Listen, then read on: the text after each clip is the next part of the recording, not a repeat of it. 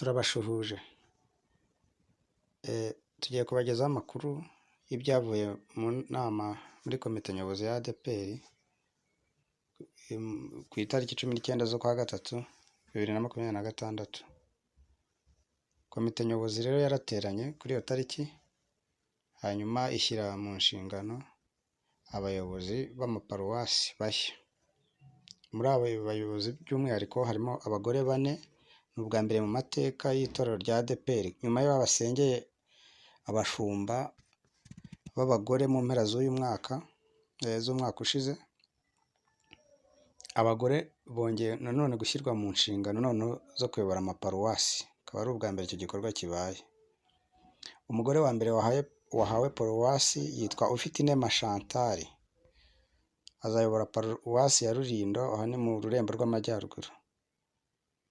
Hanyuma witwa Mukagashugi Marie Chantal nanone agirwa umushumba nshingwabikorwa mu Rurembo rw'Amajyepfo. Kamukama Edita nawe agirwa umushumba nshingwabikorwa mu Rurembo rw'Iburasirazuba.